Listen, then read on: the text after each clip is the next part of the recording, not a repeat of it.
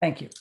Now, all of those components are there. Thank you. That was Julia, our company secretary, reminding me of what it is that I need to do. Let me explain to you what you are looking at. You are looking at now Essence of Acting, which has been together for about 7 years. One of the reasons why it was formulated was years ago when I was studying. I studied with a wonderful director who told me that if you did not see what you wanted, that you should create it. And I reached out to my good friend Julius Hollingsworth, who then said to me, reach out to another of our Hunter College graduates, Brenda Denmark, and we started to do a reading of Charles Smith's Unentitled. That led to me meeting one of our guests tonight, which is CB, who is here as he came in and auditioned for it. And it led to us really formulating a wonderful group of people a long time ago. And then after the show, after the reading was done at Susan Batson's beautiful studio, the company said, what are we going to do next? And I said, well, I don't know. What do you want to do? And they said, well, they wanted to stay together. Now, some of the members have gone on to do different things, but basically we have few members who have been here for 7 years. My associate director, Franz Jones, started it off with me. And then subsequently, what we've done over the time is that we've sustained ourselves by paying into ourselves. And we've been blessed with a Puffin Foundation grant. We've created a website that is in our chat, and you will be able to see that. And so tonight, what I wanted to do, and last night we did the same thing, is we want to open a rehearsal as if you were in a rehearsal studio and you came to visit us. And so this will have that feeling of it. We will also be very informal. I will stop some of the work and start again. So it is a rehearsal. Those of you who are our attendees, and the list is really getting big now. If you have something, I will definitely, I promise you, I will look at the chat. I will try to make sure that you are, your question is answered. So many other things. Let me see. If you want to talk, we have an ability now to, without putting you on camera, to allow you to talk if you have a question for us that you'd like to do orally. So I will see that in the chat, and you will then be able to ask us. We have one of the writers with us. Melanie is here. I'm looking for Melanie Futurian has written a lovely piece that one of our actors is going to do. Nikki Norman will be doing that. And we also are waiting for another one of our writers, Celeste Bedford Walker. I don't know. Hopefully she's going to come in. I'm going to ask my secretary to give her a little shout out while we are starting with another piece, to make sure that she's in on it, because this is like a rehearsal when you invite the writers to come and see the work that we've done. So if you could, Julia, do that and see if Celeste is comfortable in what you're doing. And so we are going to now start this program. Let me ask all of you who are the attendees, those of you, I see some names that I don't know that well. Do you have any questions before we start? Do you have any questions about what this is? And let me tell you now, we have about 6 different things that we're going to do, ending with a scene from a play that one of our members has written. But the participants who are doing the monologues don't know what order it is. And the order is based on what piece of paper I pick up. And so they are all in that area of waiting to be put on the stage right now. So without further ado, I am going to pick up a piece of paper, and I'm going to select one of my actors to start this whole evening. I think what we want to do is we want to start with D'Ambrose. Yes, yes, yes. D'Ambrose, come on camera. I'm going to spotlight you. Yes. I'm going to get off, ladies and gentlemen, because I know that you're tired of looking at me. So I'm going to lose myself, spotlight our wonderful D'Ambrose Boyd here, we're going to talk a little bit about what it is that you are going to do with us. The name of the play, the playwright, what the situation is, your character's name. So On Tidy Endings is a Harvey Fierstein play. The characters that we are involved in is Colin, who is your partner, who has passed away. You are Arthur, and Marion, who is the woman who Colin was married to for many years. We think about 12, don't we? Because they have a child. We do. Mm-hmm. I think so, yes. And so at this point now, Marion has come back after Colin has passed away, and Colin has been ill, and you'll find out in the monologue, ladies and gentlemen, how many years he's been ill. And Marion has come back to somewhat reclaim some things. And well, at this point in time now, Arthur has something to tell her with her giving an impression that she is the person that people should be regarding, as well as about Colin's business. So it's on you, Arthur, my D'Ambrose Boyd, and you take it when you're ready. You didn't just lose someone. You lost him 5 years ago when he divorced you. This is not your moment of grief and loss. It is mine. Those condolences do not belong to you. They are mine. It's things not yours to give away. They're mine. This death does not belong to you. It is mine, bought and paid for outright. I suffered for it. I bled for it. No, I was the one who cooked his meals. I was the one who spoon-fed them. I got carried and bathed him up, pushed his wheelchair, wiped his backside.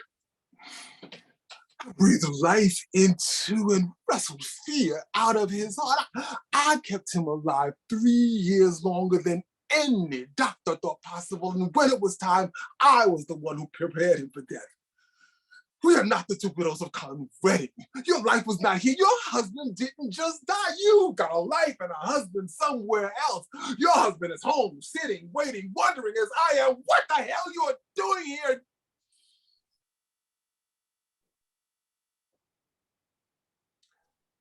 And why can't you let go? Let him go, Marion. He's mine. Dead or alive, mine.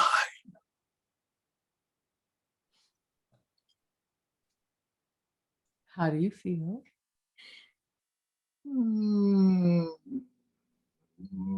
So talk to me. Why? It felt like when we did it before, it had a little bit, it clicked in a little better, but and so why do you think it didn't click in now? I mean, why didn't you? The starting out of this piece is always a little tenuous for me because I want to remember what we talked about. Now, remember what we talked about. Remember, this is the 15th time that she has brought up the fact that she's actually thinks that she's an entitlement. She has this entitlement that she can come through your things and think that she can pick out what it is that she wants, what she's designated, and all of those things. So remember that question or that statement that she made, and remember, you're explaining to her. Remember, Colin is right behind you. He's right behind you. And he's saying, okay, Arthur, now, okay, take it easy, take it easy. You know how she's a little dumbfounded. Don't lose your temper with her. Don't do it. Don't do it, Arthur. Don't do it, Arthur. And you feel him patting you on the back, and she said this thing. Now she said this thing. Think about it. Think about what that thing is, and then answer her back, D'Ambrose. Answer her back. Not preaching to her, just explaining to her. Answer her back. Okay.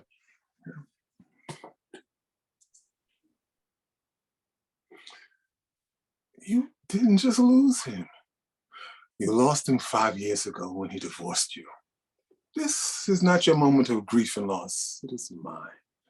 Those condolences don't belong to you. They're mine. It's things not yours to give away. They're mine.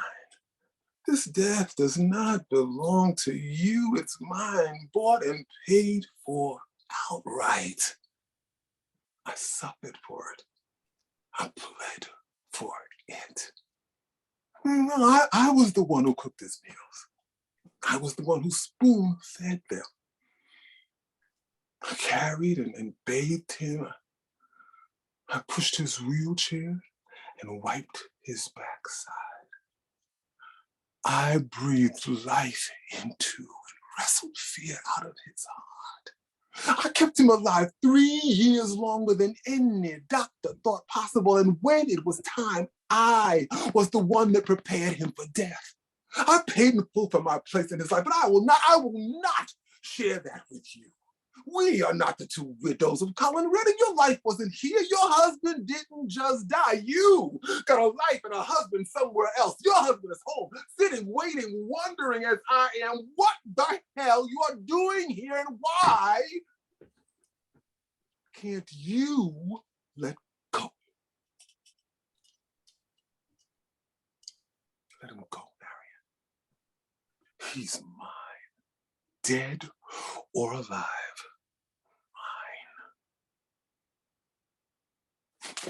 Mine.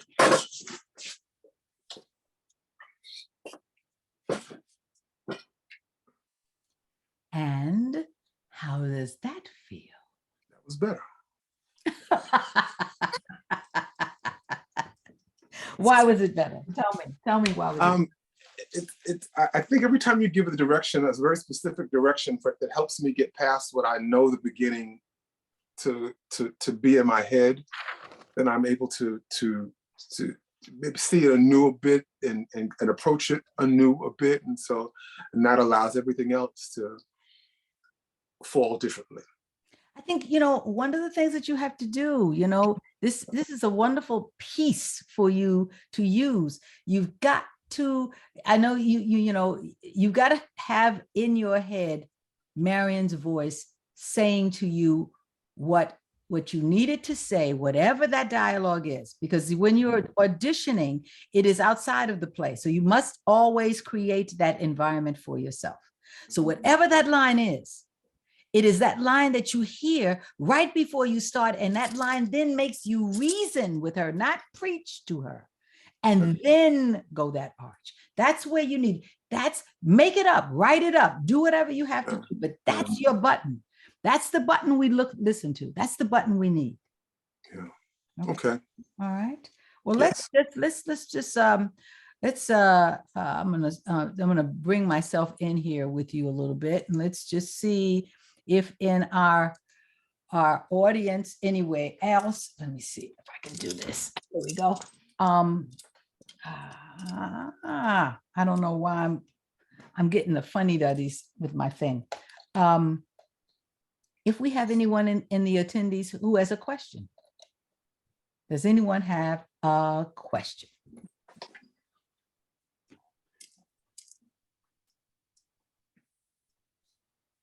I don't see anything in the chat yet. Okay. All right. I think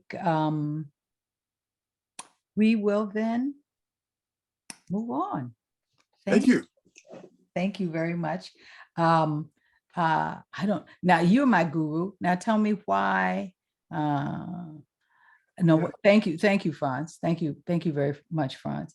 Tell me why I don't see, why is it on my chest and it's not back here? Yeah, I'm not entirely sure, except for the settings, the background and effects settings. Did that change for you at all? Oh, wait a minute. We do have a question. Whoa. Okay, Michelle. Michelle has a question. Hold on for a second. And I'm good. I'm good if it doesn't. I'm fine. Don't even worry about that. But I'd like this. Michelle, would you like to? I'm gonna let her speak. So hold on for a second. Let me find her in here.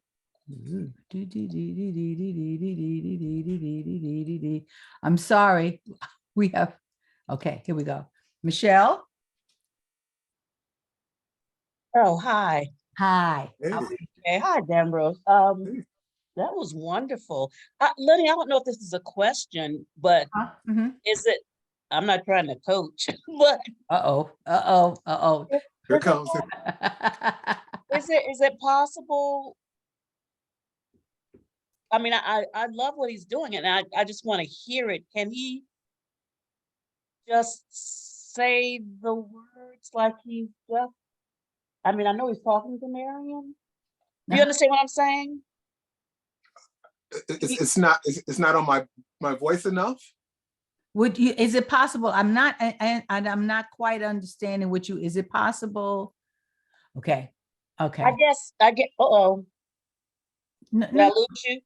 no, I can Oh, hear you okay. fine. Yes. Oh, okay. What do Okay, you so think? since I think I kind of remember this play, but the relationship with Marion, when you say, um, I was,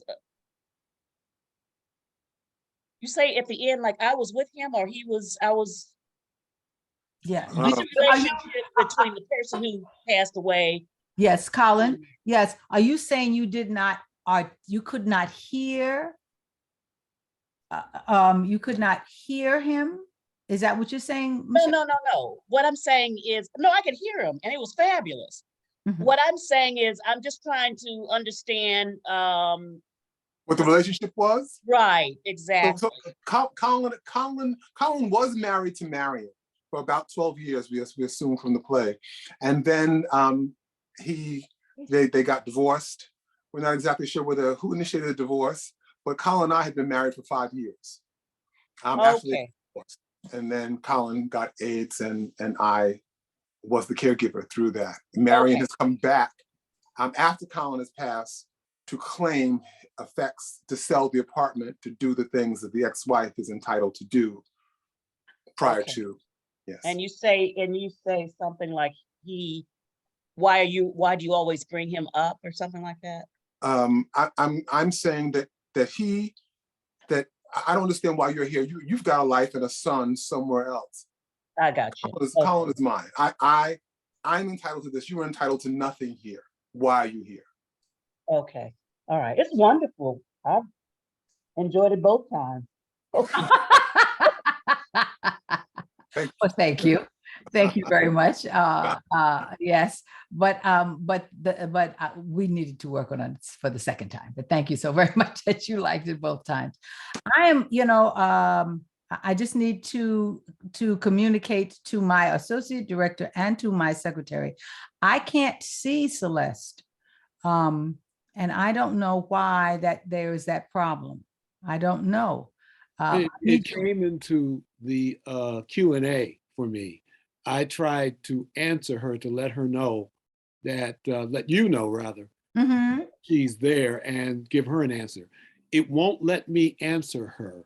I can see in the Q&A that she's responded, but she says her chat is disabled. Well, I don't see her in my listing of attendees. That's my problem. Oh, I don't know. Is she under a different name? Yeah, let me know what name she's under. Okay, thank you. And then we'll move on. D'Ambrose, Yes. thank you, Michelle. Michelle, Thank you, Michelle, very Michelle, much. everyone should know. The chat, when I did the chat, it said disabled too, so I went to the Q&A, and that's how I was able to start typing. Okay, and you know what, everyone, I have not disabled your chat, so I don't understand why that's going on. But again, I am. I'm trying to do the best that I can here with all of these things, but I'm going to go up and down the attendees and make sure that all of you are able to chat. Okay. and that way, you know. I have some other things in the Q&A. J. Yeah. Aubrey Jones just said that his chat is disabled, but then whatever you did, it went off. So maybe it's able now, but he said wonderful work. Oh, okay. Thank you. I just I'm just trying to, you know, go down the list so that everybody is able to use it. I didn't disable it when I started this. So, you know, it's just one of the things that it is. So give me a moment, everybody. I just want to make sure that you all can say what you want to say, or if you want to say something, you don't have to go to the Q&A to do it. But if you have to, please do, and we will, like Michelle, we will pick up on you. So I think I've disabled everybody, but you let me know. You have another comment that I've just gotten in the Q&A. Melanie says powerful and heartfelt. Thank you. And I think that you have now enabled people to answer in the chat, because I just did to Cousin yes. Jay. Yes. And Fayme has said, D'Ambrose enjoyed you very much. Yes. Yes. Wonderful. All right, D'Ambrose, I'm going to get you off of that hot seat. You know, you've been very, very, very, very, very patient with me as I've tried to utilize, try to do that. Okay. And I'm still, okay. Two more quickly. I'm sorry to interrupt. Yes. Very quickly. I'm looking at the Q&A. J. Aubrey, I was able to write a note to him, but he says his chat is still disabled. Carol Sims says, great performance, looking forward. Okay. All right. Well, I'm going to go and see if I can work on that chat, J. Aubrey Jones, because, you know I love to hear your voice. Okay. And let's see if that happens. Let me just Amy has also said hers is still disabled. I'm not knowing what this is, y'all. Okay, everybody, I don't know if I can do that while you all are doing this. You know, I love you all dearly. Go to the Q&A. Go to Q&A. I'll fix it, you know, some kind of way, fix it. I'll fix it. So at the end of the next piece, would you like me to just read the Q&As for you? Yes, I would. Thank you so very much. Thank you so much, Mr. Jones. That is Franz Jones, my associate director. Thank you very much. Now, go away, D'Ambrose. Go away. Go away. Go away. Go away. I think the next thing that I'd like to do is we have two members of our company that has written something. We've inspired them. One is Julia Lima, and that's a play. That's a play, and we are going to do a part of it, the first 5 pages of it, a little bit later.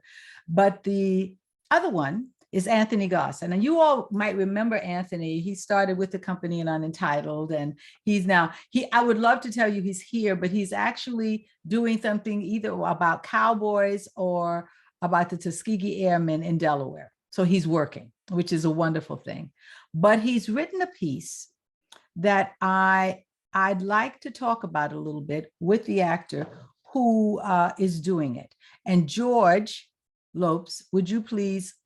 Yes, there's George. Now, George is our guest artist. He's not a member of an ensemble, and he's been watching us today carry on. I'm sure he's laughing. We've been having a good time here.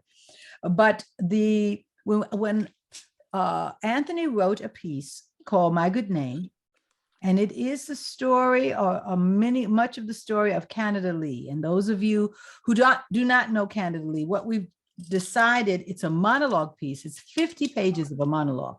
And what we've decided to do was I decided to take, I think, a piece of it that talks about Canada Lee and maybe why his career started. And George and I have met a couple of times. It's a reading. It's the first time. And the reason why we're recording this is so we can send it to Anthony and he can see if the words that he has written are the breath that we're putting in them are appropriate for it. And also I want people to ask questions because a lot of people don't know about Candidly, not that we're experts on him.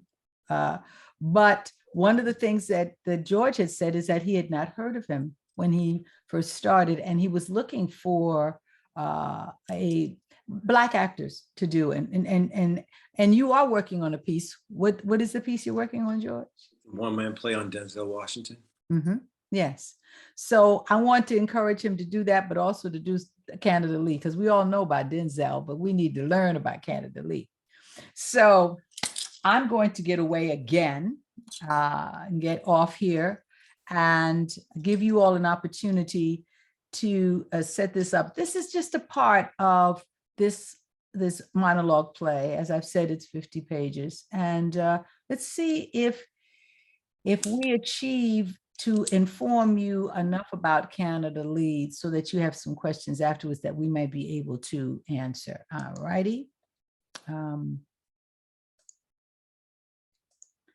it's on you, George, whenever you're ready, please.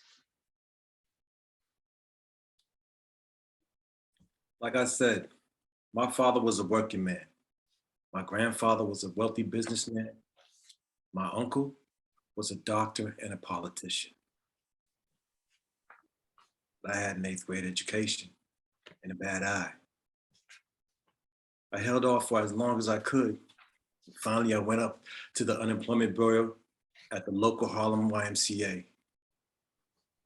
I walked up and down those stairs about 10 times before I went in. Did you ever come home as a kid and know for an instant that you were gonna get a licking? You try to pick it up, put it off for as long as you could. By playing some ball along the way. You do anything to distract you from to keep you away. Well, that's how I felt going up those stairs.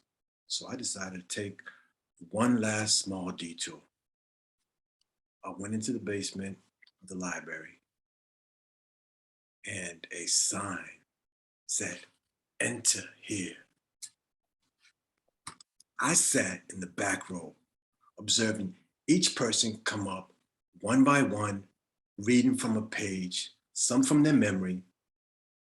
They were saying the same thing. So I figured I stumbled upon an auditioning process. I didn't think anything of it. I'd wait it out and then go back upstairs. Then the director looked up and saw me in the back. And he said, "You back there, are you here to read for the role? You're next." Me, an actor? Now, growing up in church, it's quite natural for me to see things and situations as it relates to stories in the Bible. This particular moment reminded me of the story of Abraham. Y'all know, God calls on Abraham to show the extent of his love, to prove his love.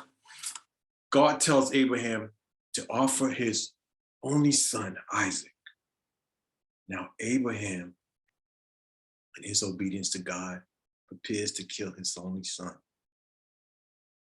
He followed the Lord's direction to the place God told him and brings Isaac to the altar, bounds him, and lays him on the wood. Abraham raises his hands and the knife to offer his son to the Lord. And just before he comes down with the knife, God's angel stop. God tells him, "Abraham, don't lay a hand on him." And Abraham looked up behold, there was a ram in the thicket.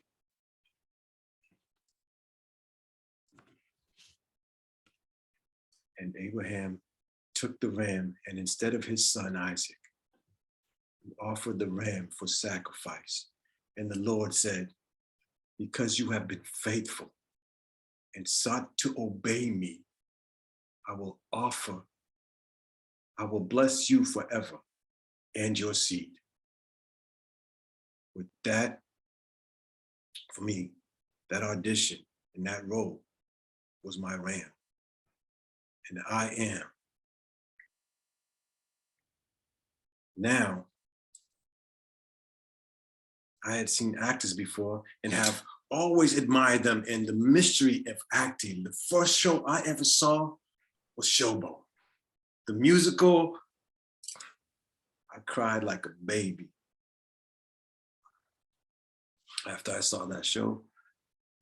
At the moment when the man cut Julia's wrist and said, one drop of a Negro blood makes me a Negro too. Here I am, a fighter, all muscle, tough, just crying like a baby. I looked around to make sure no one saw me, but I was affected. What did I know about acting? I never acted before.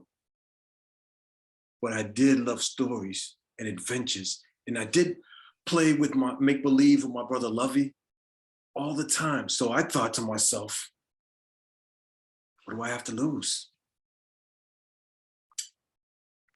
It was a small part. We toured the boroughs. We performed on back of trucks, city parks, and community centers, train platforms, anywhere and everywhere. I was enjoying the activity, mostly giving me an excuse not to fully commit to a real job. I quickly landed a part in the play, Steve Dorr, mostly to keep busy. The play was generating a lot of buzz and early controversy at the time, even for Congress, for its tendency to incite violence or spread radicalism. That's the exact words, tendency to incite violence or radicalism. And I had seen plenty of both. Every night after a show, there was always an altercation. Protesters or people handing out flyers. One particular night after the show, audience were all fired up. And the atmosphere was ripe for an incident. I'm standing in a dark alley in the back, smoking a cigarette. Two young hoods are yelling in the direction of someone. A pale, dark-haired teenager raising his voice was the target. The two hoods approached him and started roughing him up. Then one of the hoods took out a blade, and on an instant, I just jumped up and broke up the scuffle before the guy got his head cut off. Get the hell out of here. Turned around to the redhead-faced teenager. He stuck out his hand. I shook his hand.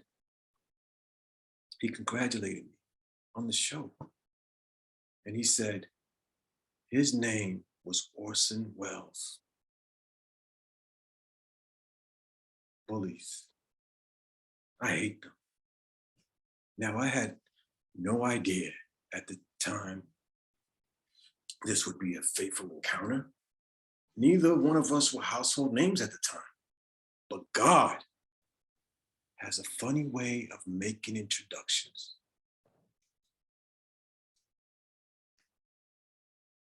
Scene. How do you feel, George? Different from what I did earlier, but Actually, I know what happened is I stumbled at the front at the beginning, so then You know what we as actors always want to replicate, you know, those moments where we were the most intense. But what we don't realize is that the audience wasn't there the time before. You know, they don't know. They don't know the difference. So what I got this afternoon and what I got today were two different, you know, two different emphases, and they were both very, very informative. We'll ask the audience what they, you know, what their thoughts are. But I want you to go back. Remember, we talked about telling the story, and that the Bible was the first story, but the real story was. So I think the line is I got in this particular story. Is that how that line goes? Is that how it starts when you talk about meeting Orson? It starts when I start talking about the second play. Yes, Stevedore. You talk about Stevedore, and you talk about, you know, how it go past all of the things that talk about how it was politically charged, because that's the exposition. When we talked about exposition being colorless, sometimes being hard to get through, but if we give the other some more color, then we pass through it. But after that, in this particular instance, is there a line that says that in this particular instance or in this particular story, it says keep Are you talking about the one particular night? Yes, there it is. That's where I want you to tell me that story. This is the reason why you went through all the Bible. So this is the story that you want me to tell. So go back a little bit before that, and then tell me this is the story that you want me to tell. You wanted to tell me all along, okay? All right. That's their exact words. Tendency to incite violence or radicalism. I've seen plenty of both. Every night after a show, there was one altercation. Protesters, every night after a show, there was always one altercation. Protesters or people handing out flyers. One particular night, after the show, audiences were on fire, and the atmosphere was ripe for an incident. I'm standing in the back alley of a theater smoking a cigarette. Two young hoods are yelling in the direction of a young teenager who is raising his voice, and two young hoods are yelling in the direction of someone, a pale-haired teenager who's raising his voice. He was the target. The two hoods approached him and they started roughing him up. Then one of the hoods took out a knife, and on instinct, I just jumped up and broke up the scuffle before the guy could get his head cut off. Get the hell out of here. I turned around to the red-faced teenager. He stuck out his hand to offer his thanks. I shook it. He congratulated me on the show and said his name was Orson Welles. Bullies. I hate them. I had no idea at the time that this would be a fateful encounter. Neither one of us were a household name yet, but God has a funny way of making introductions.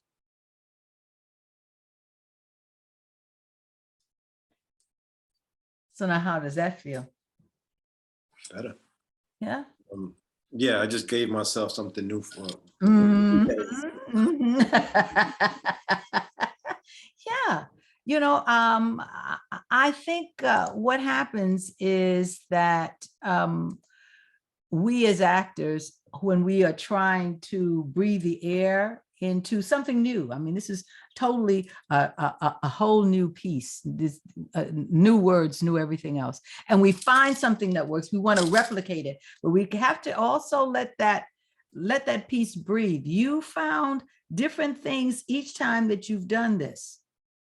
And it's okay because it hasn't even come to the table yet. This is the first reading of it. And this is what's really great also about us doing the first reading of things, because the discovery. Now, Franz.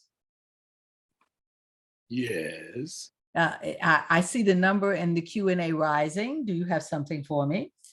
Melanie Forturian, a clever weaving of several stories into one.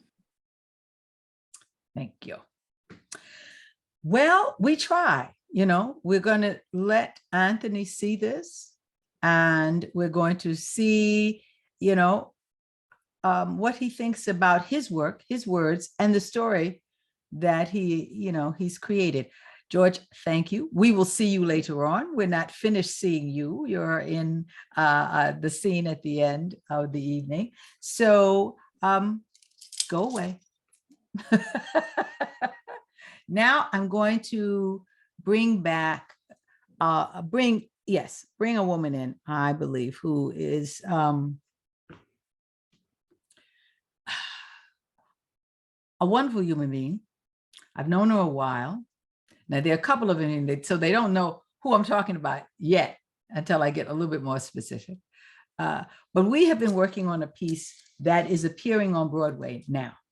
Now they know who I'm talking about. Miss Julia Lima is to come in.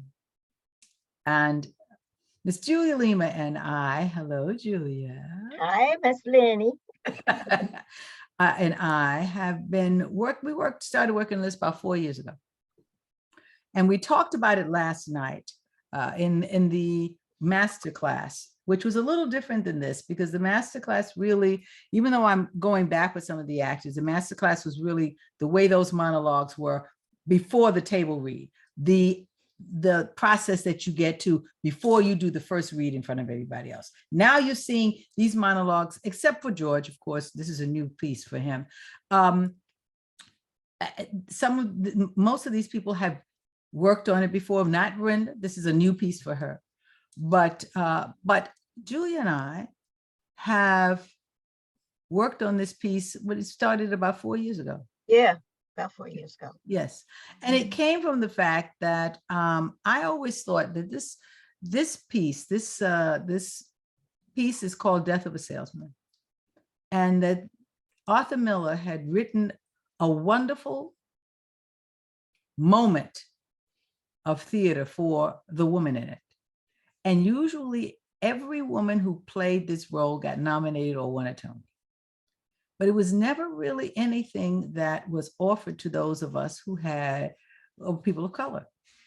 So I decided that this was something that I wanted the actors and myself to work on, putting some of the moments together and making a monologue of it. Because I think it is a universal piece. It's a fabulous piece. And it's a fabulous piece for a woman. And it's this woman who really does defend her husband at this point in time in her life. Julia, is there anything that you want to talk about with this piece? Not right now. Okay. All right. So let's set it up for them a little bit. You've been talking to your sons. You are concerned about your husband. Mm-hmm. And you've been talking to your sons because you don't think that they have really been paying attention to this man, knowing who he is, I focus on themselves so much. So we go into this monologue peeking into a part of a conversation that was started earlier. And as I leave you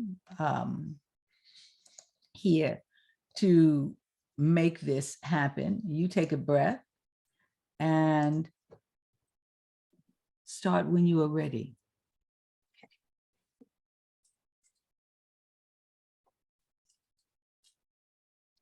Then make Charlie your father, Biff. You can't do that, can you? I don't say he's a great man. Willie Loman never made a lot of money. His name was never in the paper. He's not the finest character that ever lived, but he's a human being. And a terrible thing is happening to him. So attention must be paid. He's not to be allowed to fall into his grave like an old dog. Attention. Attention must be paid to such a person. You called him crazy. A lot of people think he's lost his balance. But you don't have to be very smart to know what his trouble is. The man is exhausted. A small man can be just as exhausted as a great man. He works for a company 36 years this March, opens up unheard of territories to their trademark. And now, in his old age, they take his salary away. You better go. Now that you get your spending money someplace else, you don't trouble your mind with him. For 5 weeks, he's been on straight commission, like a beginner and an unknown. When he brought them business when he was young, oh, they were glad to see him. But now, he's old. Friends, the old buyers who loved him so and always found an order to hand him in a pinch, they're all dead, retired. He used to be able to make 5 and 6 calls a day in Boston. Now, he takes his valises out of the car and puts them back and takes them out again, and he's exhausted. Instead of walking, he talks now. He drives 700 miles. And when he gets there, no one knows him anymore. No one welcomes him. And what goes through a man's mind, driving 700 miles home, not having earned a cent? Why shouldn't he talk to himself? Why? When he has to go to Charlie and borrow $50 a week and pretend to me that it's his pay. How long can that go on? How long? You see what I'm sitting here waiting for? And you tell me that he has no character? The man who never worked a day but for your benefit.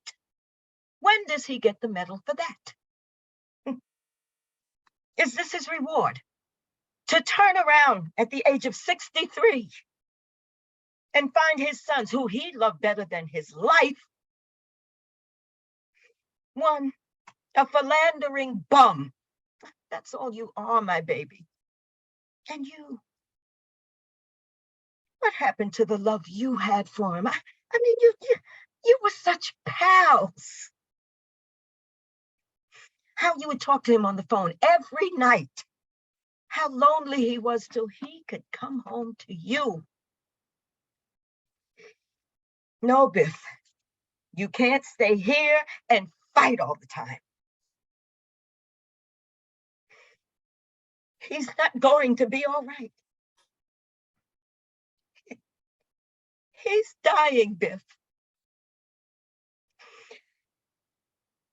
He's been trying to kill himself.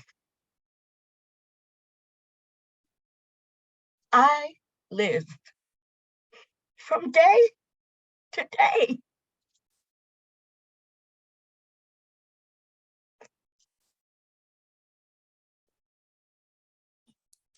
Scene.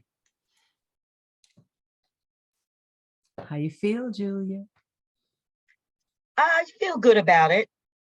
You know, every time I do it, there's more, you know, little bits of nuances here and there. And you know.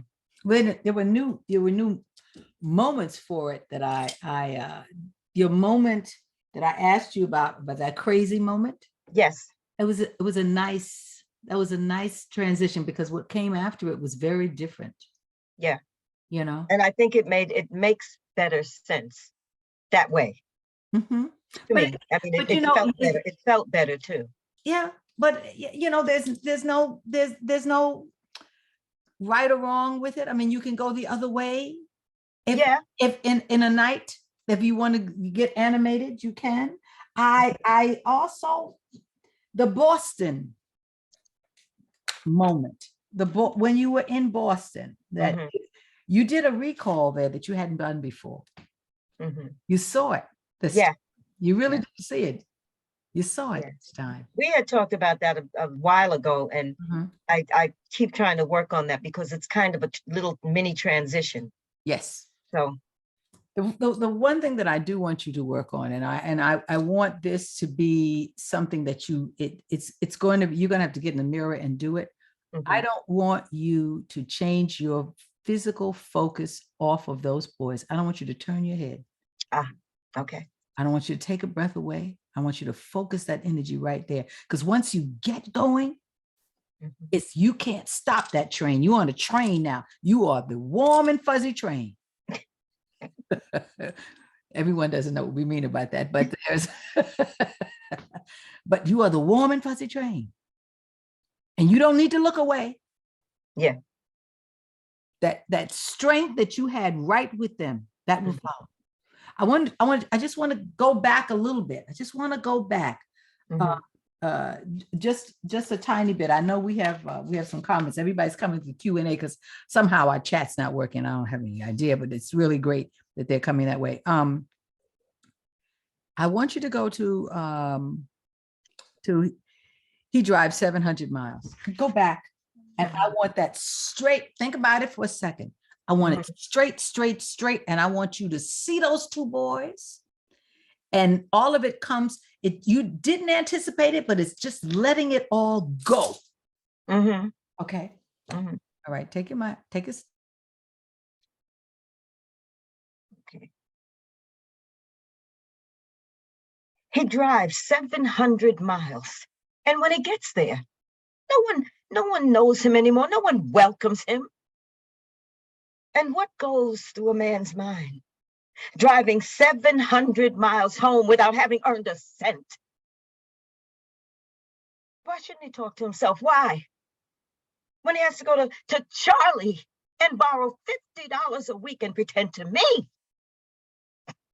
that it's his pay. How long can that go? How long? You see what I'm sitting here waiting for.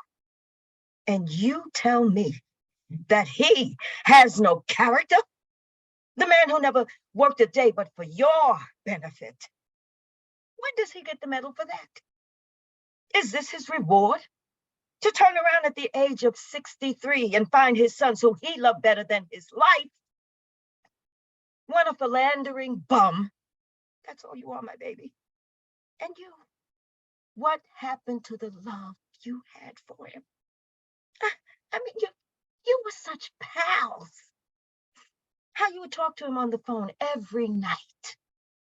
How lonely he was till he could come home to you. No, Biff. You can't stay here and fight all the time.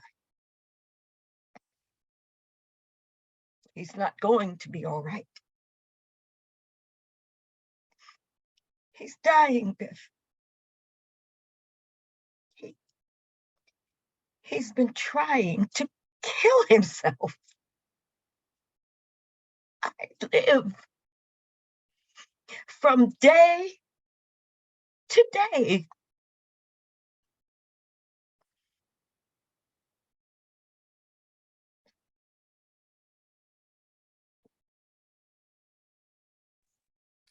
Scene. Now, how does that feel? It felt better with the focus on the two boys. I'm really letting them have it and expressing the point about what their father is going through and how I feel about it. Mhm, And I want them to understand what that is. mhm. Yeah. Mr. Jones?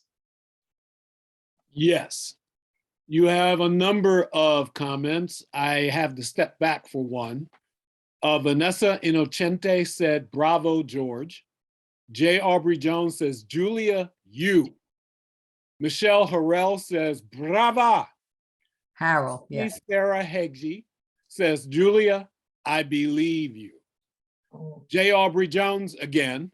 Julia, you have found some wonderful new things since I last saw you work as Linda Lohman. Wonderful and nuanced work. Brava. thank you. Melanie Forturian, wonderful work. Valeska Cambron, I've seen Julia present this monologue a few times, and it's really wonderful to see the depth of the work when an actor has had a monologue in their repertoire for a while. C.B. Murray says, brava, Julia. All right, don't let that go to your head. You No, still. I'm not. I'm not. Look, I ain't thinking about, thank you very much, everyone.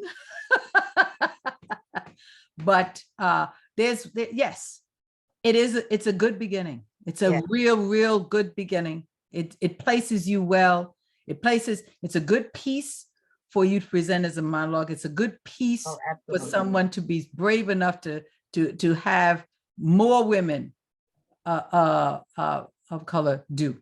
So we're very happy that they caught up with us 4 years later. And then One other comment from Yes. the owner. I felt the woman feeling for him. Now, I don't know who the owner is. Is that you? No. Can't. Okay, it says owner. It says owner. I've seen it. I don't know. They'd have to identify themselves to you in the Q&A. I don't know. I don't know. Okay, well, that was it. All right. Well, Julia, yes, I do think, that focus changes your energy. It does. You need Yeah. to, that is what you start thinking about, where you need to go with this. Because once you've started to talk to them, that's what it is. Yeah. The only time that you may even think about it is when you're transitioning, when you're talking of, you almost are so angry, and you talk about him driving those 700 miles and how no one understands that, and how you remember how that was a pleasant drive for him. Yeah. But now how laborious it is for him. So, all right. Okay, we're good for now. Right now, I'll give you some more notes. I know. Thank you, Miss Godfrey. You're welcome. Thank you, Miss Lima. Thank you so much. All right. See you later. Okay.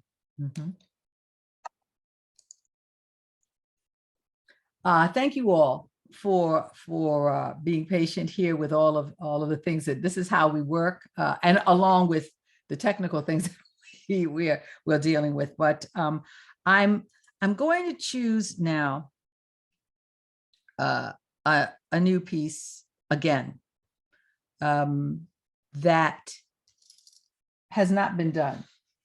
As I speak to the writer of this piece often, and as my concern to breathe in air for this piece is new. She reminds me, she said, yes, but I've been working on it for 40 years. So, it is still in progress. So I'm going to bring to you one of my favorite and longtime friends who I trust to work on this piece. Miss Brenda Denmark, can you come up, please? And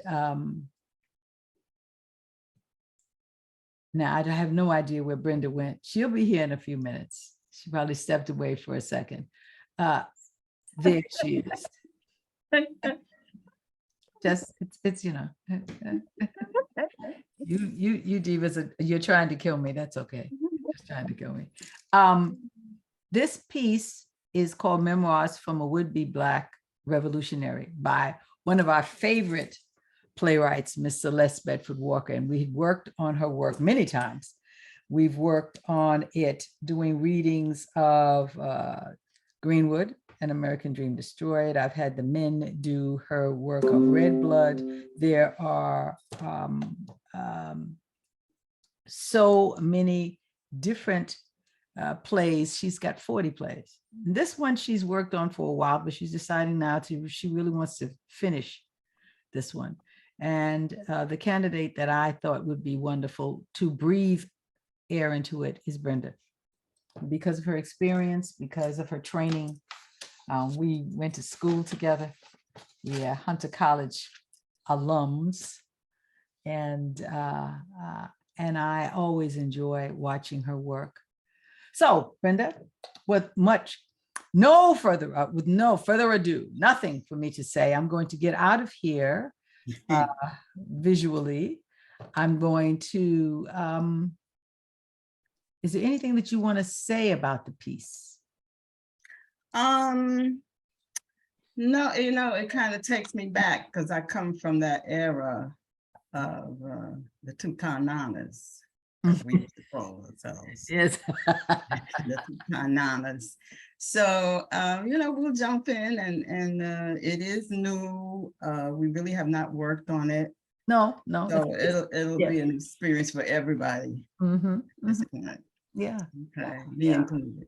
Yes, just work on the moments. It is what Celeste wants to do is see where the writing takes you and where she is comfortable and where she may not be. And hopefully she's now found a way to communicate with us so that I know she's here.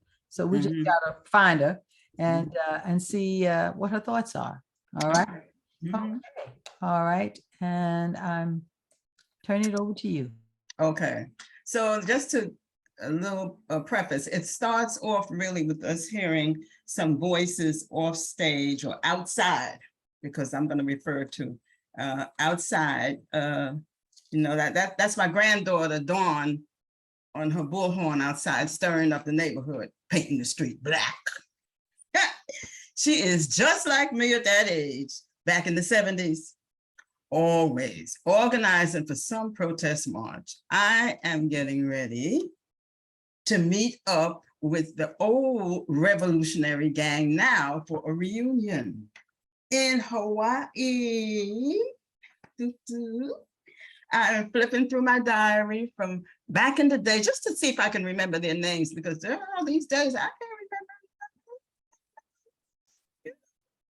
But I do remember we'd sit around drinking wine, reciting the last poets. When the revolution comes, Jesus Christ is going to be standing on the corner of Lenox Avenue and 125. Woo! What time is it? It's nation building time.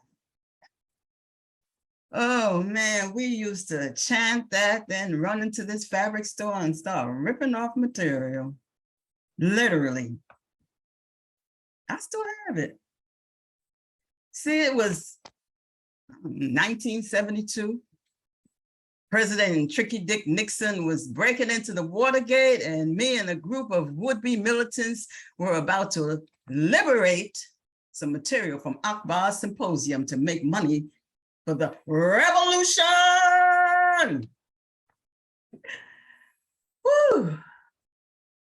Youth.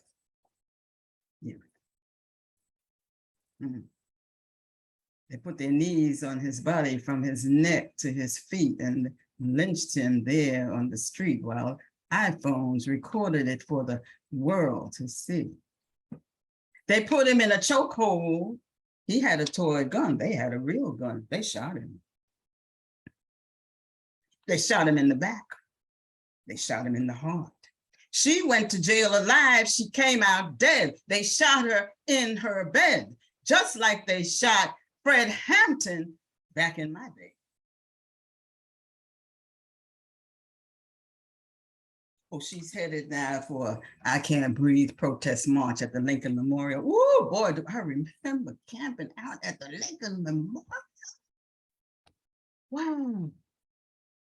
Nation building time. But did we never build that nation? We tried. But our young folks are still fighting for equality and equity. Struggle continues.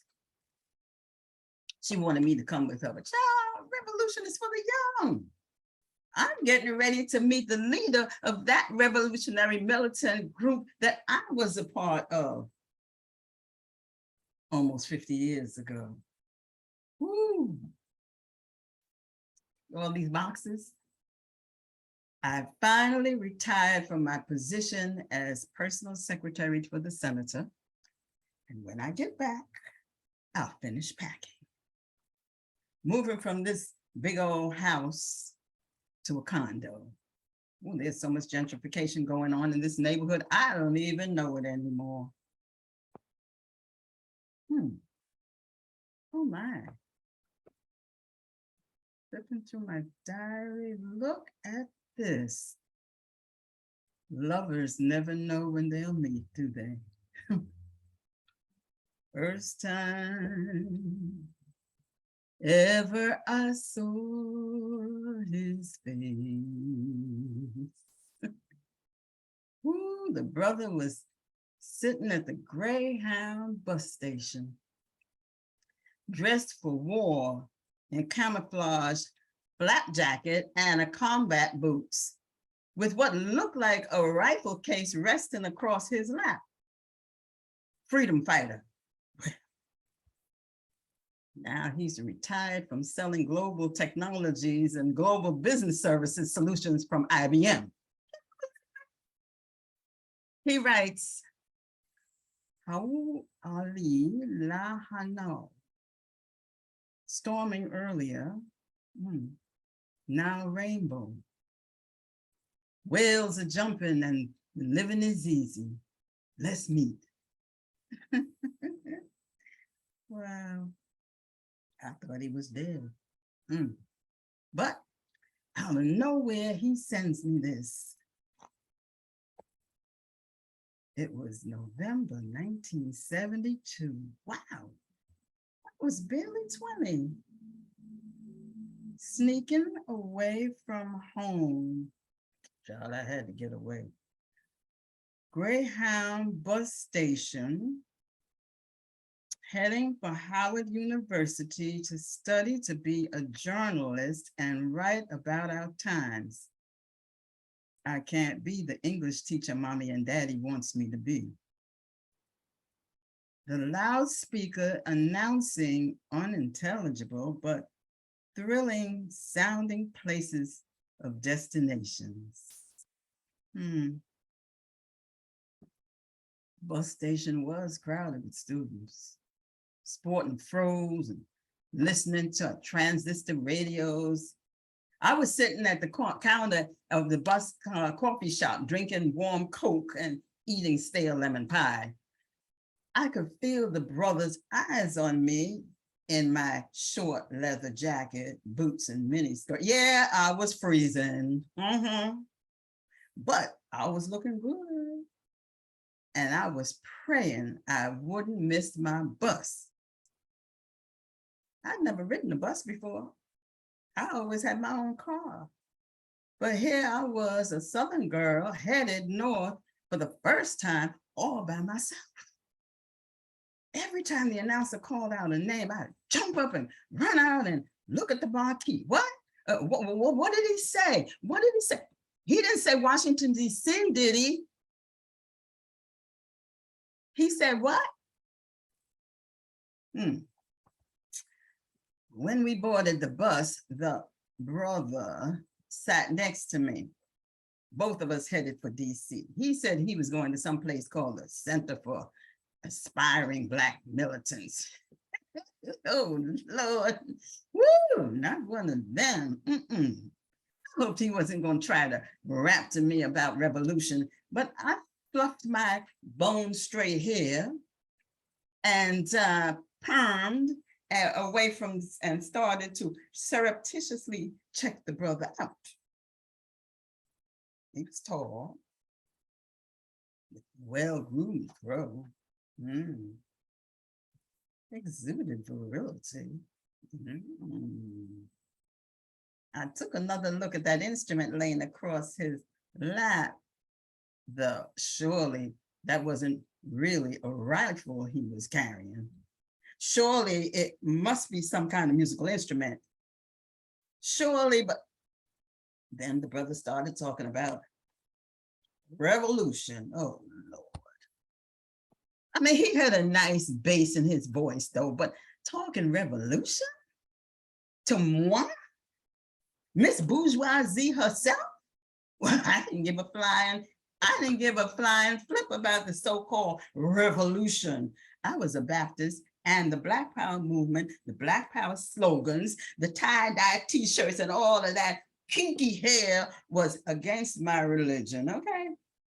Because nothing looked better to me than a brother with a good Ivy League haircut in a well-tailored suit with a good job and the right amount of bass in his voice. But the brother kept talking. Then he takes out a couple of books from his backpack on political theory and revolutionary movements. Oh, here, take a couple of these home with you, my sister, he said. These books will hip you to the Black condition, he said.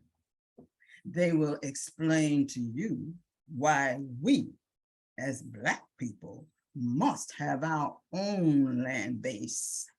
Why we, as Black people, must determine our own destinies and dream our own dreams. Read them. Find out why you can't go the way you are, my sister, oppressed and directionless. Find out why you must wash that white woman's perm out of your hair. Why you must rise up. Yes. Woo. Everybody on the bus jumped up and looked around at us. Woo. Then he started flinging around ideologies like Pan-Africanism and Black nationalism and Black consciousness and names of revolutionaries like I'd never heard them before. You know, he talked about Kwame Nkrumah and Frantz Fanon and Sekou Touré and Patrice Lumumba. I usually zone out when people start talking about slavery and Black power and revolution and all that stuff, but he was so clearly and eloquently expressing the injustice of my oppression. I was mesmerized by his passion. He invited me to visit the Center for Aspiring Black Militants and learn how to be about the business of raising the consciousness of the people. He had a purpose in life, which excited me. A purpose bigger than himself, that bestowed on him a sense of action and direction that none of my bourgeoisie friends possessed. He was doing something for the people. He was sacrificing for the people, raising the consciousness of the people. He was ready to die for the people. Being ready to die for the people. That sounded so thrilling and fun and, well, sexy. Except that part about my hair. Now, I wasn't about to cut my hair for nobody. But this Black pride thing, the brother was articulating this pride in our melanin, pride in our Black walk and our Black talk. That was getting through to me. By the time that 12-hour ride was over, I felt a shift. I forgot all about how the seeds of a would-be revolutionary was sown in Miss Bourgeoisie herself. Well, that was years ago. I was headed to the East Coast to plot revolution. But now, well, I'm headed to the Big Island. Maybe I'll tell you the rest when I get back. And the struggle continues. Peace out.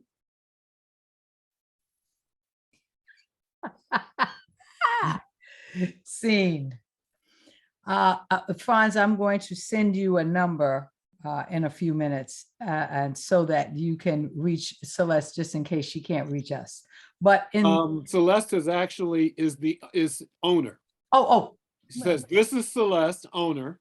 Brenda, you bring it, girl. Got me laughing. well, Well, Celeste has a way of writing very articulately, very easy. Her words come easy to speak and they flow. matter of fact, It's very conversational. Very conversational. Mhm. Yeah. So thank you for that, Celeste. How do you feel, Brenda? How do you feel? Did you accomplish what you wanted given the amount of time? Because this is like a cold read for you. Right, it is. Yes, because we did one read through, two read through, I think we did, and you gave me a couple of notes, so I tried to bring in the different colors and the different areas, and yeah, so you know, yeah, it's coming along. It is. It's coming along. I think. I hope Celeste will hear me now when I say that she should continue with this whole project.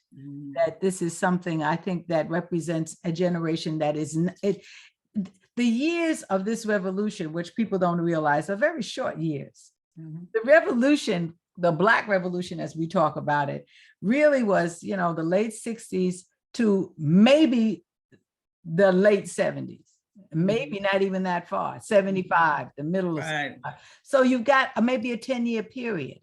And then things changed. And what happens is, like the Harlem Renaissance, it wasn't that long, but that revolutionary period was so controversial that so much material that created it is not here. People talk about the Panthers, but as a very violent group. But it started off feeding children breakfast. Right. It was a breakfast program. That was a breakfast program. And I have a hand up, and I think, Franz, do you want to take that? Because it's Femi. Well, I don't see the hand. I still see the chat. You've got a lot here. I can just start. And then if Femi is in this queue, I'll get it. CB Murray says, yes, Brenda. He also says, beautiful, Celeste. J. Aubrey Jones, Celeste, wonderful piece. I love what you do with language. Melanie Faturian, natural and authentic. You took me on your journey. J. Aubrey, Brenda, you really created the revolutionaries of the early 70s. Loved your work. Michelle, fabulous, Brenda. The revolution will not be televised. That's Amy right. says, reminds me of my youth hanging with Stokely and Miriam and learning to Black. It was my generation. Celeste says, I am encouraged to continue with this reading. It gives me hope that I was going in the right direction, but actors like Brenda always make you look good. And I just have a personal diva. That's what I have to say. That's all I can say, because I'm going to ask. And Michelle also says, great Celeste, takes me back to Gil Scott-Heron. Gil Scott-Heron. Femi, I'm going to let you talk. Here you are. Talk. Femi, you can talk. It's not allowing her to talk. This thing today is really making me. Can you hear me? Yes, now I can hear you. Yes, go. Yeah, the rhythm of it, Brenda, took me to the rhythm of the time. Yeah. When I was young and out of high school and just before college and hanging out with Stokely Carmichael and Miriam Makeba, who were, I learned a lot about being Black from them. I had already been shot with tear gas. I didn't know I was Black before the tear gas. I didn't know that. I was a newspaper reporter and I didn't know that I was going to be shot just like everybody else. But yeah, so that was the language of the time and the rhythm of the time. And someone said something about Gil Scott Heron and the Last Poets. All of that was of the time, and you captured that. I believe you. Thank you. Thank you, Femi. Thank you, Femi. Thank you, Femi. All right. Celeste, can you hear me? Can you talk? I want to see if I can get her to talk. Can you talk, Celeste? I've unmuted you, but I wonder if they will allow it to happen. No, maybe not. Maybe not this time. It took Femi a few minutes to get there. Nope. No, we can't get her. We can't get her. All right. All right. Carol Sims says, all fabulous. Tell the story. Yeah. Well, that's what Celeste does. Celeste says, I hear you, but my mic doesn't work on this PC. Okay. Okay. All right. Well, Brenda, I want to thank you. You have any other things that you want to say about this? I'm satisfied with where it is right now.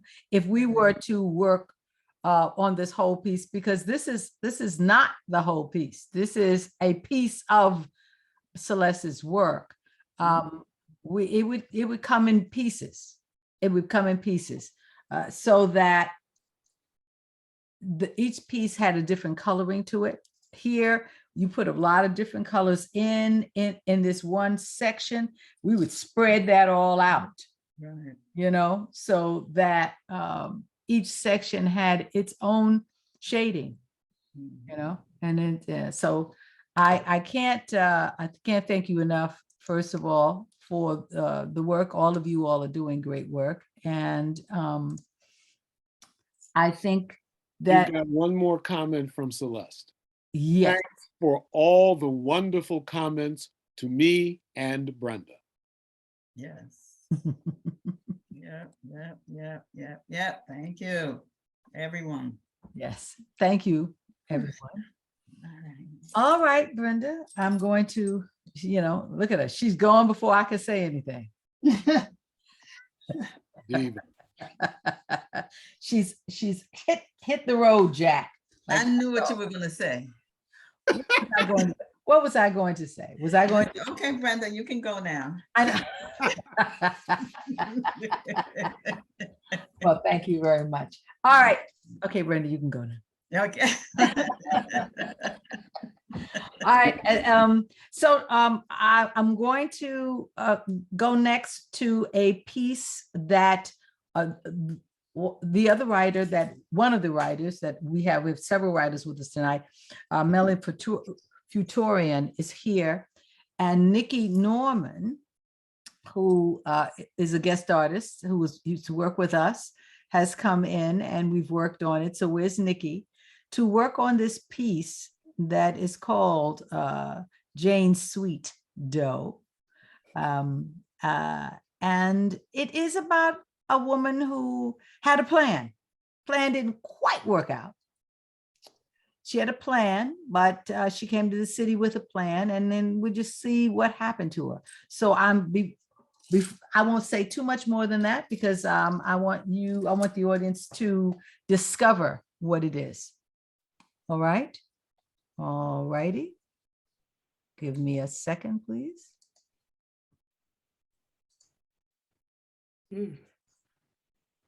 And when you're ready.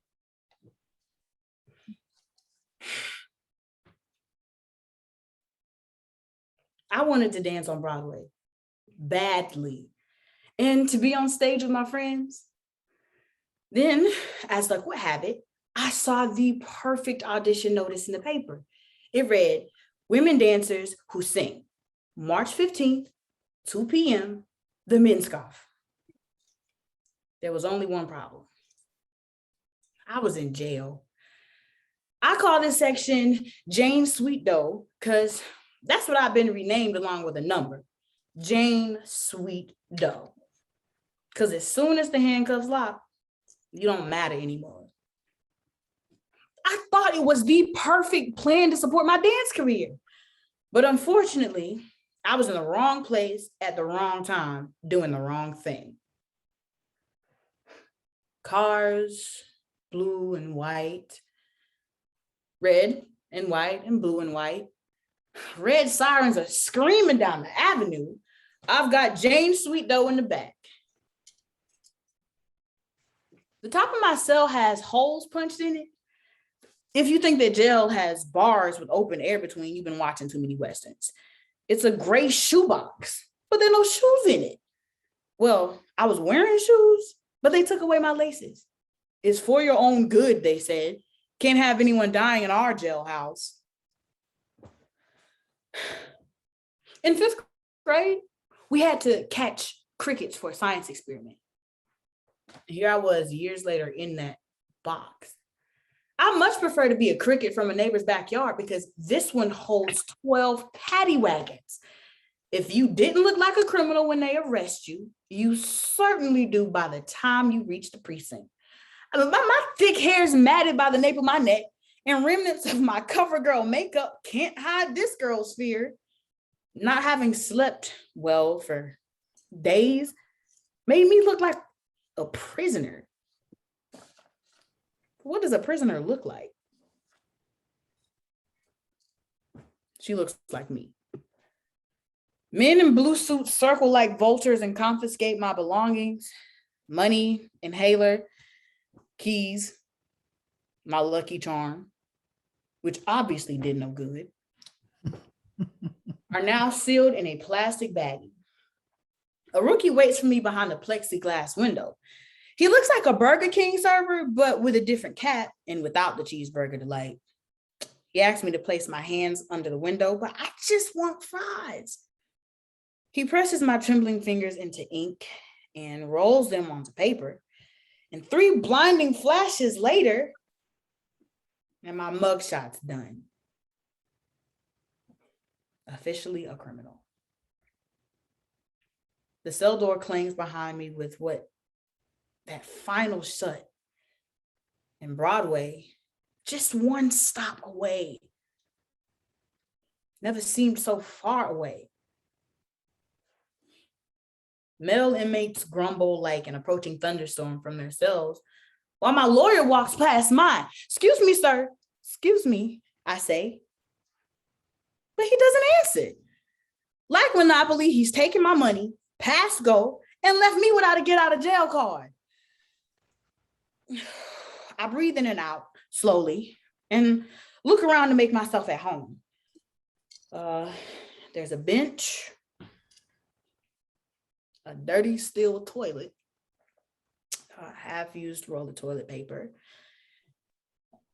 Messages are carved into the cracked cement walls. Lenny, 79, rebel with a cause. When in doubt, knock them out. I don't want to leave messages here for my parents. I mean, what would they think? Where did they go wrong? Or how did I go wrong? My asthmatic lungs start to constrict like yarn woven too tight. And I think of calling 911, but aren't they the ones who put me here? Too many hours pass, and my bail money frees me until my dreaded court date. Every day, I check off the squares of my calendar with my Sharpie as February becomes a series of red marks bleeding into March. And then that day arrives where the justice scales are tipping. March 15th, the day of my court case, the same day as my audition. I'm in a courtroom which smells like musty books and Mr. Clean, with a whispering, coughing jury about to determine my fate. Now, my lawyer discusses something with the judge, but I can't hear him. It's a private party, which I'm not invited to, though in my honor. I was guilty. I massaged the cop, trading sex for money. My dance career starts to drift away, never to come back. It's a floating helium balloon about to pop into a dark night. I wore my leotards under my clothes with the foolish hope that I could get to the audition. The judge calls my name and I step forward, quivering like Dorothy in front of the Wizard of Oz. Dismissed, he states. And with one stamp of his gavel, I have my life back. Not guilty. I wasn't gonna ask questions. I pay a court fine and I take a speeding taxi uptown and I get there. I sign an audition sheet and join a bevy of dancers. They're stretching and applying and reapplying makeup, brushing their hair obsessively and meditating. Then my group is ushered into a dance studio where I'm giving a number instead of a name, a reminder of Joe. I take a deep breath and I look around at my competition. Then there is no more time to compare, and the dance captain teaches us the combination. Okay. Oh, I just lost the first step. And I can't see, there are too many people. Okay, focus. Okay, focus. Okay, what's her arm doing? Okay, twist out, back in. Okay, step, turn 7, kick 8. Is that a 7 or a 7 and? Okay, is my leg turned out? I don't have it. No, I do. Okay, jump, shake, run, shoulder, then look. I got it. Okay, so the music starts up and it's time to show them what I got. I know that dancer didn't just push me out the way. Anyway, 5, 6, 7, and 8, and like a relay race, we are off. I give them my all, including my best fake smile. One dancer after another is cut, and they're keeping me along with 20 others. And then 10, now just 3. I'm smiling again, but this time for real. I come down hard from a leap, and my ankle throbs against my jazz shoes, hurting beyond hurt. I get through one more time, and the music finally stops. They're panting, but I'm holding my breath, pretending like I'm in shape. Pretending I'm pain-free. They call my number, and I step forward towards the judge. Thank you, they say. If we want to, we'll call you back to sing. And once more, I'm dismissed. Hobbling and back home, I stare at the phone like watching a kettle waiting to boil. No call. But I do get a letter. Dear Miss Doe, I read about you in the paper. You got a funny name, Doe like deer. I saw your address too, thought I'd send you a hello. You really got yourself in trouble. You know you got to watch out for the cops. Me, I got arrested because a guy robbed a gas station and I kind of went along for the ride. They got me as an accomplice, but I'll be out soon and maybe we can be friends or more than friends. I'm 6 foot, brown hair, and Italian. Right back, ASAP. Good night, Jimmy. He draws an X and O with a weird looking Snoopy dog, and now this man has my address. Okay. I needed to cheer myself up. So I ironed out all the bills that I earned at the club and wiped off their oil with a sponge. I walk into a designer shop with fluffy cats and customers sipping champagne. And I bought the leather jacket I'd always dreamed of. I paid for it in cash. One bill after the next. The sales guy glared at me, making me feel guilty. Who knows? Maybe I had stroked him too. Months passed with no word from the show. I walk along Broadway because it seems like the closest I'll ever get. Every night I dream. I'm caught in the shoebox again, unable to breathe, and I awaken, gasping. But then, one morning, while catching my breath, they call.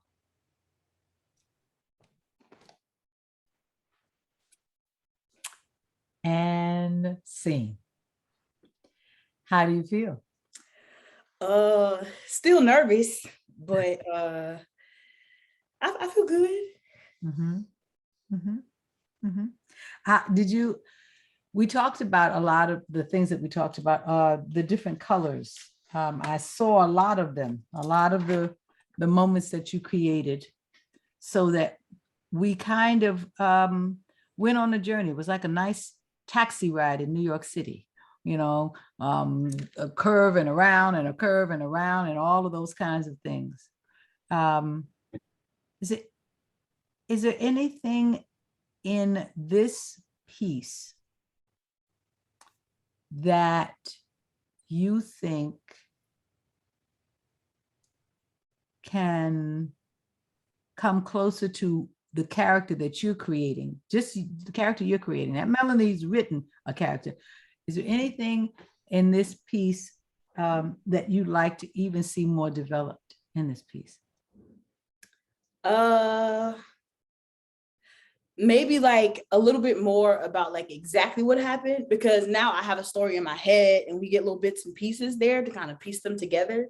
But like, if there could be a part where she's like, well, this is what happened this time and this is why I'm here now, that would have been cool. Yeah. Well, I kind of, well, let's just see what people are saying. Mr. Jones? Yes. Let me see. All right. Celeste says, what an interesting piece, and appreciated the colorful character. That's so far, but I think people are starting just to come in and speak about this one. This is the first comment that I see. Where's Melanie? Where's Melanie? I want to see if I can get Melanie to talk, because the author of your piece is here. So let me go and see if I can, like I did with Fime, and I wasn't able to do with anyone else. Let me see if I can get her to talk. Hi, can you talk? Melanie. Yes, good job. I love the nuances in which you created. Sorry, I have like a fire engine going through my living room right now. I love the nuances, and I love the emotion that you brought to it, and the physicalization, which I did not expect at all. So I was very delighted. You took me on my own journey, except in a different body, a different person. And that always, it's always interesting for me to see, but I'm totally delighted. I say good job. It's a very good job. Thank you. Thank you for writing it. I really do appreciate this work. It's very pretty. It's beautiful. Well, I look forward to having you see the play. It's a whole play. And, I will keep you posted with that one as well. All my crazy stories from back in the day. But yes, but how did you feel about doing it? Did it feel authentic to you? It was something different for me, because I'm not really a mover type person. So Ms. Lynnie was like, I want you to like actually during the audition part, actually move, come up with something. I was like, oh, okay. So it was kind of out of my comfort zone, but her excitement and going for something and then having that obstacle, I can definitely I feel for that. I've been there. I think we've all been there. So yeah. Sure. It kind of doesn't matter if you're a dancer, an actress, a musician, whatever it is. I think we all feel that at some point where we're very excited about it, and then that letdown, but then that hope. Yeah, it's kind of a journey of vulnerability and eventual hope. And I got that from you. Yes, I got the vulnerability as well, as I mentioned, and that was important too.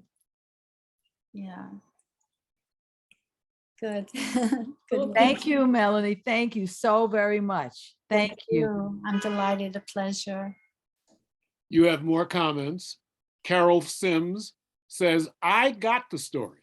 Yes, very colorful, well done. Jay Aubrey says, if you were nervous, it certainly did not show, Nikila. You really made the work come alive. You handled the imagery with great aplomb. He also says, terrific piece, Melanie. Ann Ashmore says, no question, great job. You never cease to amaze me. Thank you, mommy.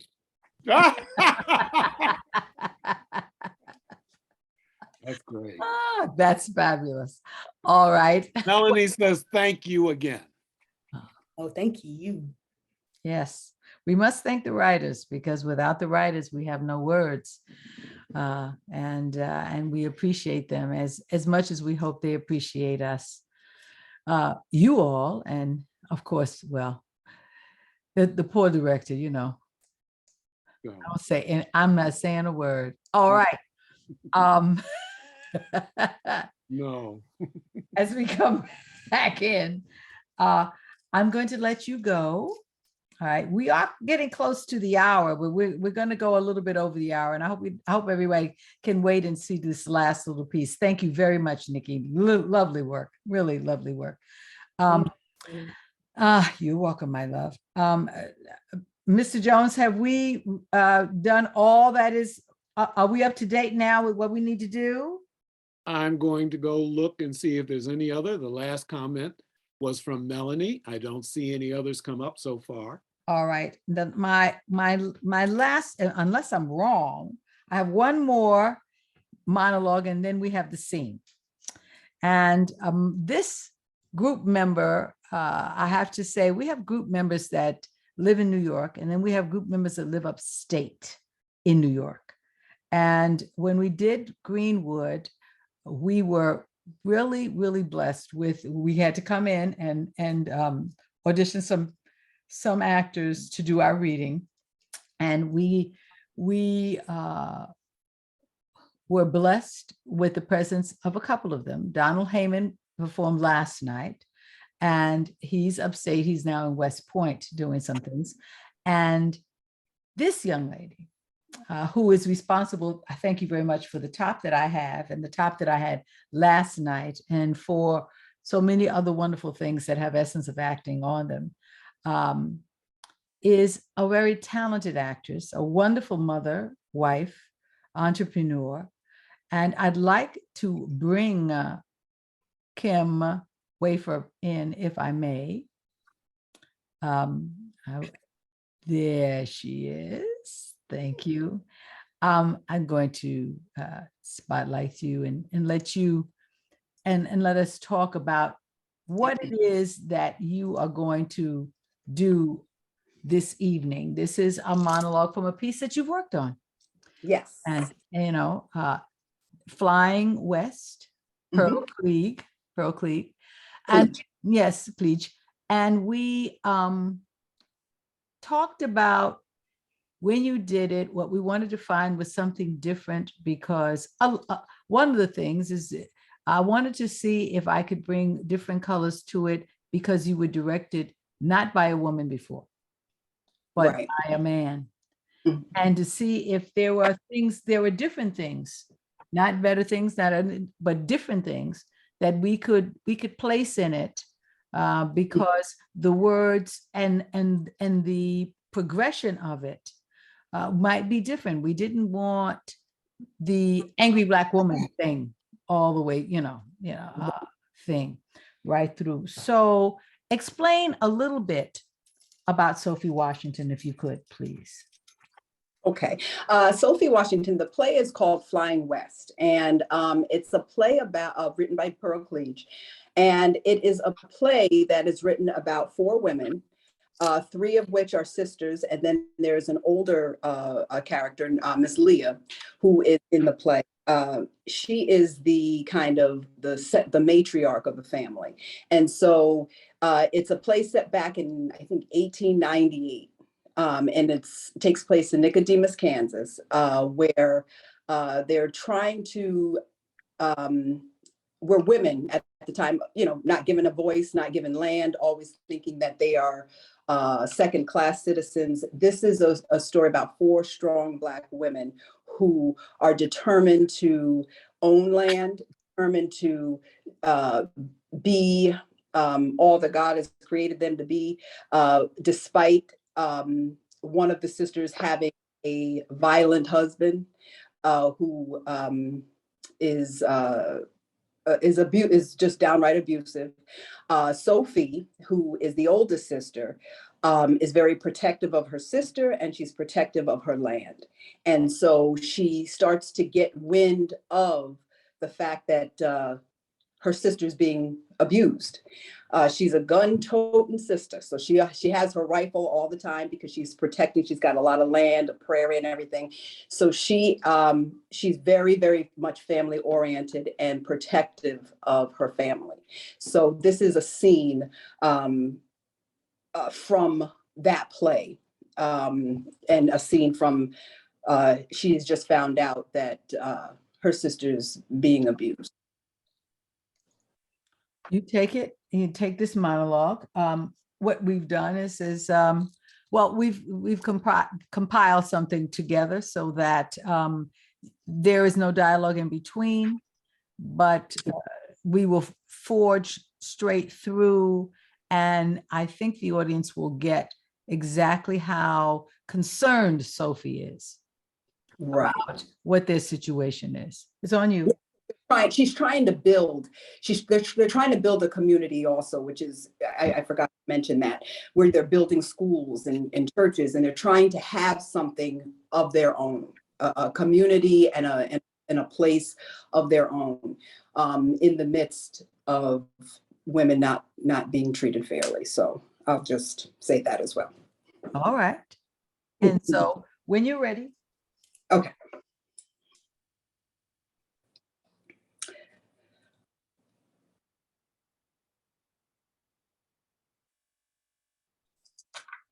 What?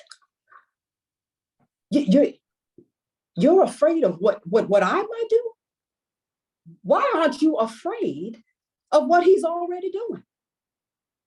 Van, you know as well as I do that there are no laws to protect a woman from her husband. Josh beat Belle for years, and we all knew it.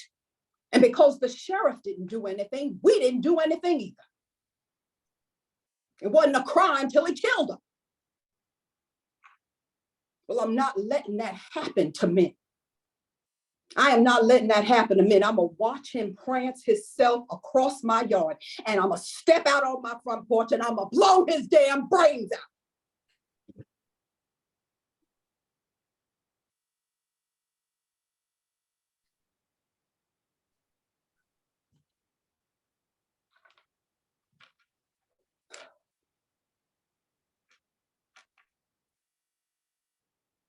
You know, this morning, when I was sitting in that church, painting a picture of this town, he beat her and did God knows what else to her in this house. This house, which has always been safe. We can't let him do that thing. I mean, all the dreams that we've had for Nicodemus, all the schools that we build, the churches, the libraries, they ain't gonna mean a thing if a colored woman can't even feel safe in her own home. And Will, I know you want to help. I know you want to help, and I appreciate the offer. But the day I need somebody else to protect me and my family is the day, or this land, protect this land is the day that somebody's name is going to be on that deed. Now, I do need you to help me do some things that need to be done. But I can't have you doing them for me. I just can't. Do you understand?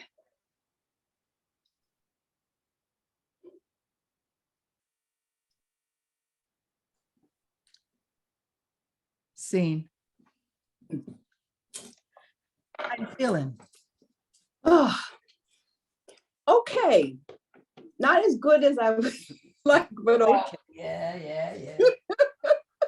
There's some things that because I wanted to start out a little bit less angry, like you said, and then try to do the build, but yeah, so, but I mean, I feel good, but I just feel a little, yeah.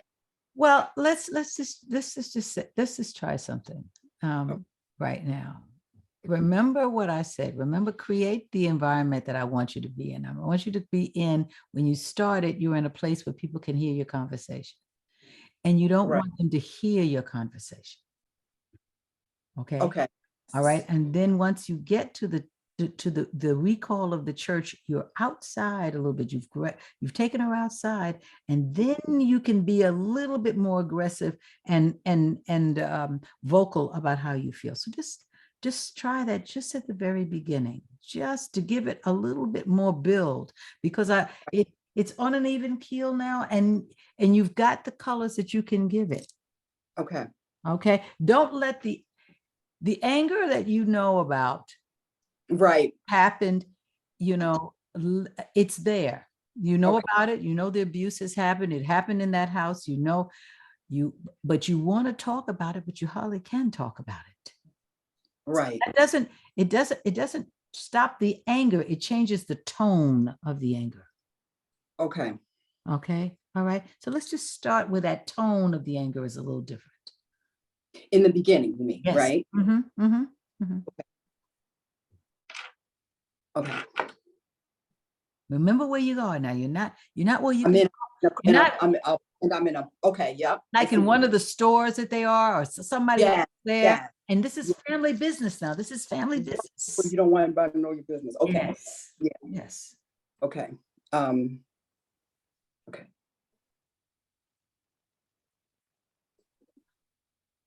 What?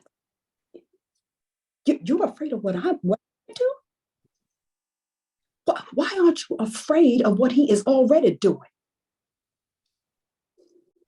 Fan, you know as well as I do that there are no laws to protect a woman from her husband. Josh beat Bell for years. And we all knew it. And because the sheriff didn't do anything, we didn't do anything either. It wasn't a crime till he killed him. Not letting that happen to men. I am not letting that happen to men. I'm going to watch him prance himself across my yard, and I'm going to step out on my front porch, and I'm going to blow his damn brains out. All right. Now take it one more time. Take it one more time, and even take it lower than that. Take it lower. Just one more time. Take a deep breath. Take a deep breath. You got it. You got it. Listen to my voice now. You got it. You're not going to let that happen to him. You don't have to scream it. You just have to be strong with it. Okay. All right. Just so where do you want me to take it from? Top, tippy top. Start again? Yes. Okay. What? You're afraid of what I might do? Aren't you afraid of what he is already doing? Fan, you know as well as I do that there are no laws to protect a woman from her husband. Josh beat Bell for years. And we all knew it. And because the sheriff didn't do anything, we didn't do anything either. It wasn't a crime till he killed him. I'm not letting that happen to me. Good. Keep it low. I'm not letting that happen to me. There you go. I'm going to watch him prance himself across my front yard, and I'm going to step out on my front porch, and I'm going to blow his damn brains out. There you go. There you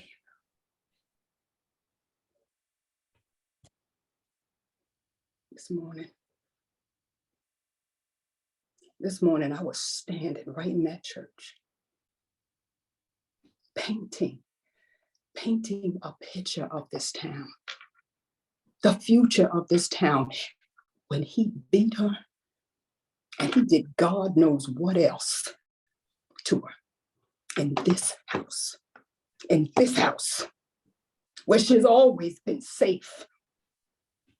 We can't let him do that, man. I mean, all the dreams that we've had for Nicodemus, all the schools, all the churches, all the libraries we built, it ain't gonna mean a thing. It won't mean a thing if a colored woman can't even feel safe in her own home.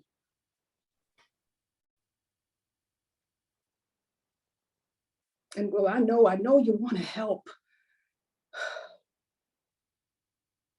But the day I need somebody to protect my family and to protect this land is the day that somebody's name is going to be on that deed. Now, I do need you. I need you to help me do some stuff that needs to be done, but I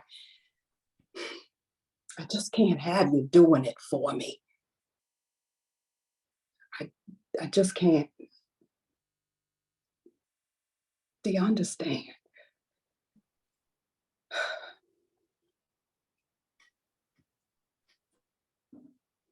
Now, how do you feel? That was totally different. that was different. Yeah. That was different. Yeah. Because of the scene. You know, I actually didn't feel like I was on the plantation, you know, not the plantation, but on their land. I actually felt like the modern day and doing just what you said, having somebody we're in a closed area and then taking them outside. So it felt like even a different era. So that was different. That was good. Yeah, it's just that we have to get used to, I believe, we have to get used to the anger is not just, it's not monolithic. It's just not one thing. The tones of it. And when you, when you are able to find the different tones of it, you give it so many more colors. Yeah. And so you don't just play boom, boom, one straight. You know, it's all of that. I mean, you are really on about 4 different levels of it. And, you know, and your patients would tell them at the end, he's like, you know, I really thank you very much. But this is something I got to deal with. It's the tone, it's the strength. The strength you can give, you can be strong, you can be angry, but you don't have to it all has to be in one volume. That's all I'm saying. Gotcha. All right. Mr. Jones. Yes. Starting out, Michelle Harrell said, wonderful work, everyone. Unfortunately, I need to leave. So we've lost her.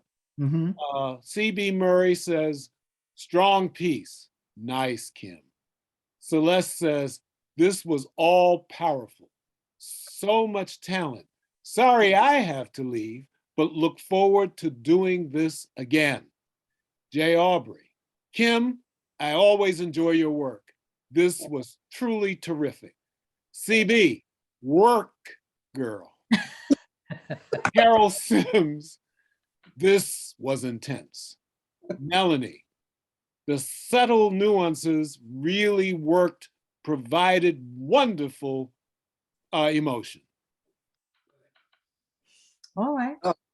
Oh, thank you. That was wonderful. Yes. It's nice to know that, you know, some of the things that you're trying to do are being accomplished, you know, work and to see how hard it is that we are working toward it. I know that we're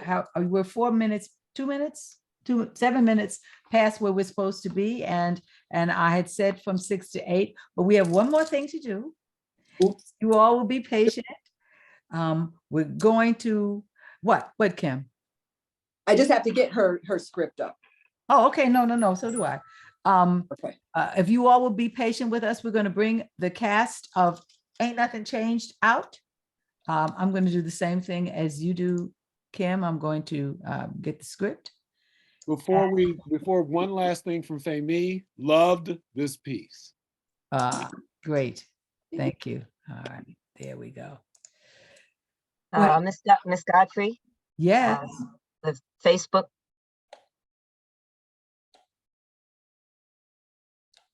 Yes, ma'am. Yes, ma'am. Yes, ma'am. Thank you. I'm going to stop the recording of this at this point and end our face stream, and the people who are here will see everything. So thank you very much for reminding me, Miss Lima, because I have no mind. So I'm going to officially say goodbye to the recording audience. We're going to end it here.